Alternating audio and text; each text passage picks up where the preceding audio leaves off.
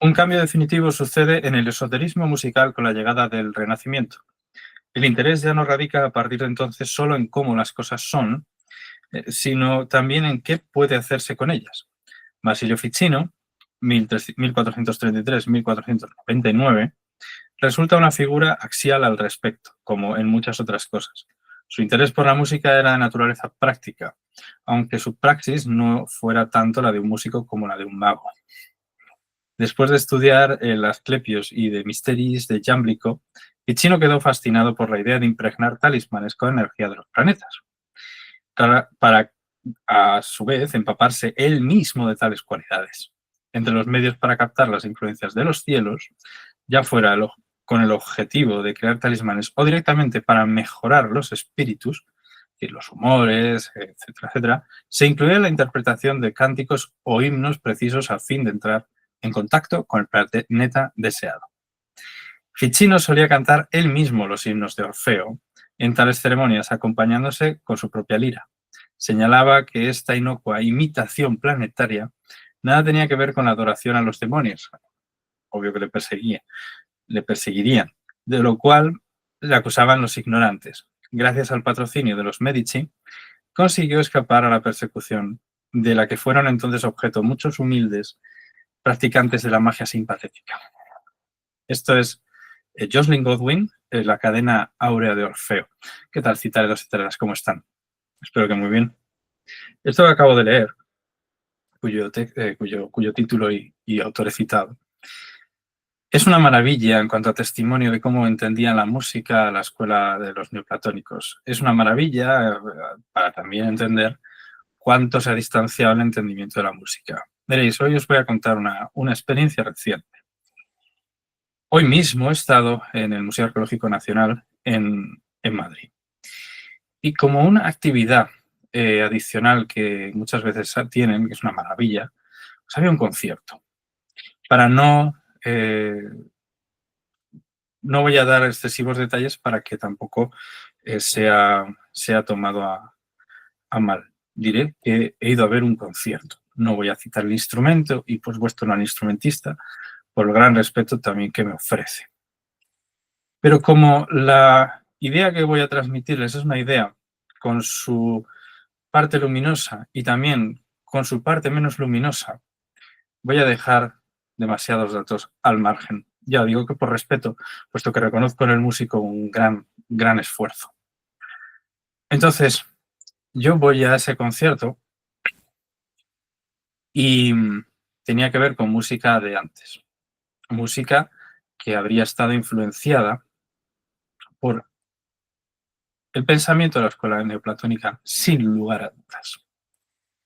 Entonces, empiezo a escucharla. Yo llevaba un tiempo pues viendo lo que hay aquí en aquel museo, que es una verdadera maravilla, y lo que impregna ver esas cuestiones. Entonces me senté y empezó el recital con explicaciones.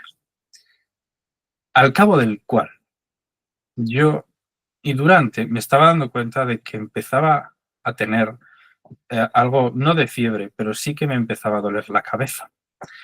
Claro, siendo un día domingo, la energía del sol está mucho más presente. A poco que uno haga una excursión, a poco que uno esté en la naturaleza o también vaya al museo, pues existe esa...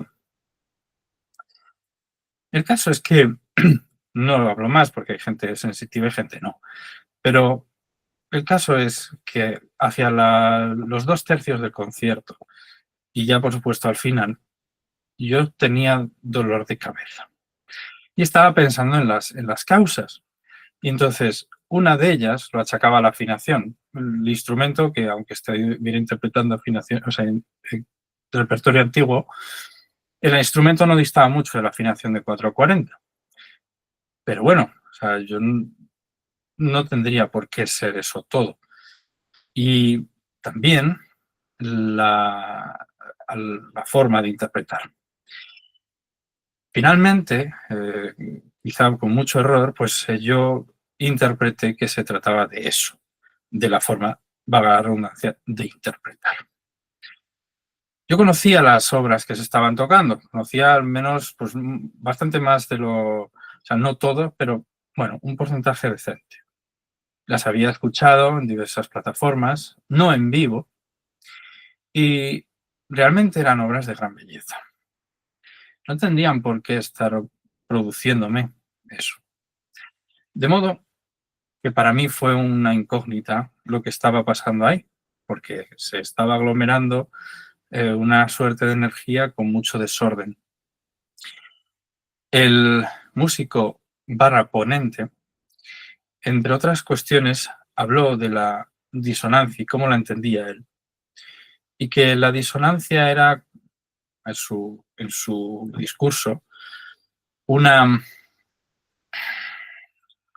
como un error que acaricia o era un oxímoron lo que empleó, no recuerdo bien. La cuestión es que era una acepción positiva de la disonancia. Entonces entendí. Y evidentemente pueden criticarme por esto o no, pero la disonancia es disonancia y es discordia. El problema de usar palabras que no son del todo adecuadas para las cosas que son de uso común y cotidiano es que se pierde el sentido de aquello. Es decir, la música, y sobre todo la música sacra, tiene un sentido muy claro del bien contra el mal. A la misma vez, el no tener claro el papel de la disonancia con respecto a de la consonancia y desdibujar ese límite hacia una escala de grises plantea un gran problema. Pero eso no existiría si no se le llamara disonancia a la disonancia. Si se le llamara discordia a la disonancia y concordia a la consonancia, o se hace música hermética, se tendría bastante más claro con qué se está jugando y cómo se enlaza esto con la tradición platónica a través del hermetismo, que es pues, corriente transversal, digámoslo así, como una lanza a través de los tiempos, una lanza de luz. La cosa es que en el discurso de esta persona, ese concepto no existía y estaba desdibujado, pese a que su intención fuera buena. Por eso no digo ni nombre ni digo nada, porque realmente estuve un poco hablando con él, es simplemente fruto de la enseñanza de los conservatorios. Y no estamos hablando de un recién licenciado, ¿eh? Estamos hablando de alguien ya talludo. Entonces, yo lo achaco a esa enseñanza que pierde de vista el sentido de ser, de la misma tonalidad, o de la modalidad, o de lo que sea, pero que exista un centro. Y que si existen dos polos, esos dos polos son claramente diferenciables. La concordia y la discordia, por definición, van a llevar ahora recuerdo que él decía que la disonancia podía llevar a la belleza. Y es una forma torcida de decir que a partir de la disonancia, como se necesita una consonancia, se busca llegar, o sea, a través de ese cambio, a la belleza. Pero esos relativismos son lo que daña precisamente la proyección de lo que en esencia es la energía solaria de la música. Si hablamos de concordia, estamos en la concordia. Y la discordia es una anomalía para volver a la concordia, pero es nuestro punto de base y la belleza radica en la concordia, per se y por sí sola. No necesita de la disonancia para llegar a la consonancia y que entonces haya belleza. En la consonancia, en la concordia, hay la belleza. Y esta es la gran diferencia. Pueden decir ustedes que esto es una pijada. Sobre todo, yo entiendo que alguien no músico estará diciendo, bueno, puede resultar curioso este juego de palabras, pero alguien que es músico y sobre todo alguien que ha estudiado en el conservatorio, me interesa que esto pues sea también más un mensaje para ustedes, ¿no? Ya lo he comentado, mi formación es ahí, yo tengo la formación del conservatorio enterita. Lo que pasa es que evidentemente he escrito un libro acerca de pasar del conservatorio al especulatorio musical, de retornar a la fuente de lo que significa la comprensión de la música como un vehículo para el alma. Y en eso es evidente que hace falta una estructura. Esa estructura implica también a nivel del logos. Si desdibujamos las palabras, no va a haber una recuperación de ninguna estructura. Entonces, ¿achaqué yo ese desorden de la energía a la interpretación del músico? No. No. El músico interpretaba bien y además el instrumento no era el suyo. Y yo reconozco el valor siempre de los intérpretes, porque al final los que tienen tradición de conservatorio son intérpretes. No era eso.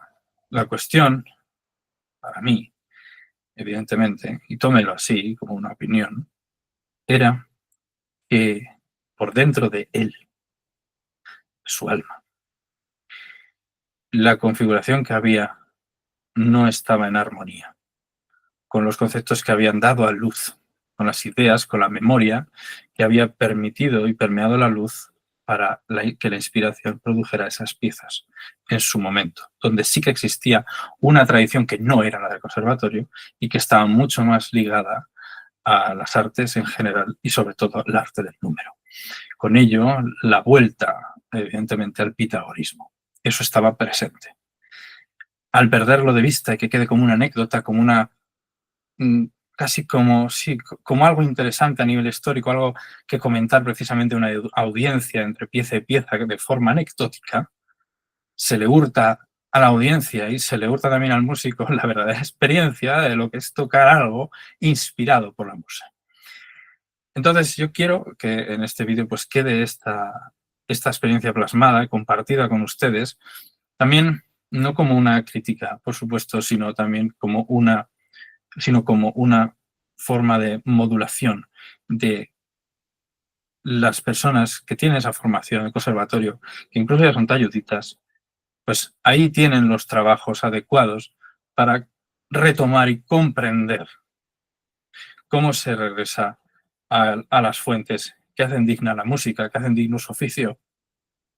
Esta es una, y por supuesto, música hermética, como suena el cielo, suena la tierra, es otra válida. ¿De acuerdo? Espero que esté muy bien. En este vídeo no he querido ofender a nadie, por supuesto, simplemente la música, la música, la música. La musa, la musa, la musa, sin idolatrías.